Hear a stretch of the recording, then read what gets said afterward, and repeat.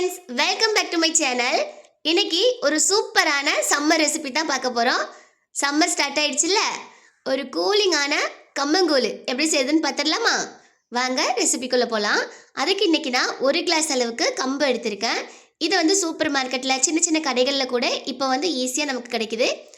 அந்த கம்பு வாங்கிட்டு நல்லா கழுகி எடுத்துக்கலாம். இல்லைனா சின்ன சின்ன அந்த திப்பி திப்பியாக இந்த மாதிரி டஸ்ட் எல்லாமே நிறையவே இருக்கும்.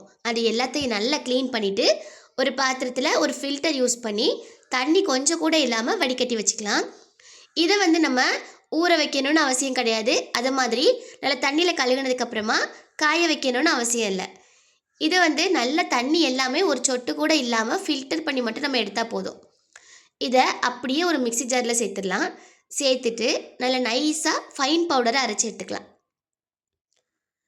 இது நல்லா அரைச்சதுக்கப்புறமா அந்த மிக்சி ஜாரோட சூட்டில் கொஞ்சம் கூட தண்ணி இல்லாமல் சூப்பராக ஒரு ஃபைன் பவுடராக ரெடி ஆயிரும்.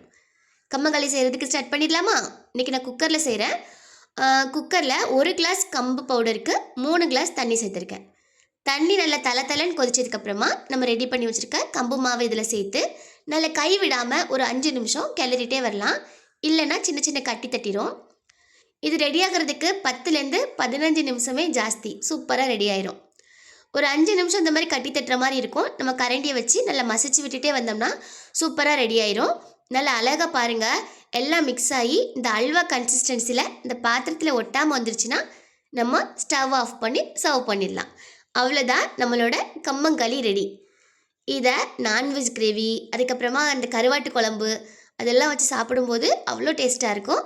இன்றைக்கி நாங்கள் மஷ்ரூம் கிரேவி வச்சு ட்ரை பண்ணோம். ரொம்பவே டேஸ்ட்டாக இருந்துச்சு. அதுக்கப்புறமா கம்மங்கூழ் எப்படி செய்யுதுன்னு பார்த்துடலாமா? நம்ம ரெடி பண்ணி வச்சுருக்க கம்மங்களி இருக்குல்ல, அதை வந்து எல்லாத்தையும் கையை வச்சு நல்லா அப்படி பிசைஞ்சு விட்டுட்டு சின்ன சின்ன உருண்டைகளாக ஒரு பாத்திரத்தில் எடுத்து வச்சுக்கலாம். இதை அப்படியே முங்குற வரைக்கும் நிறைய தண்ணி ஊற்றி ஊற வச்சிடலாம். இது வந்து ஹோல் நைட்டு ஊறினா தான் அதோட புளிப்பு தன்மை வந்து நல்லா அது குடிக்கிறதுக்கே வந்து ரொம்ப டேஸ்ட்டாக இருக்கும்.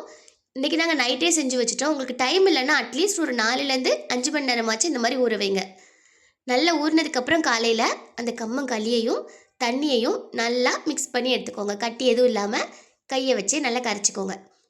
இது கூட தேவைக்கேற்றாப்புல தயிர், உப்பு, குட்டி குட்டியாக கட் பண்ண வெங்காயம், ஒரே ஒரு பச்சை மிளகாய் எல்லாம் சேர்த்து கிளறினோம்னா நம்மளோட கம்மங்கூழ் ரெடி.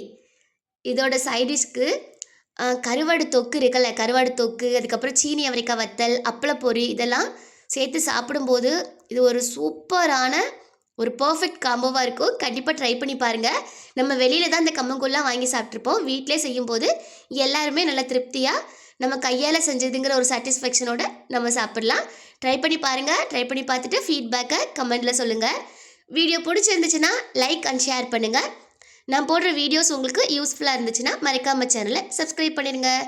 தேங்க்ஸ் ஃபார் வாட்சிங்.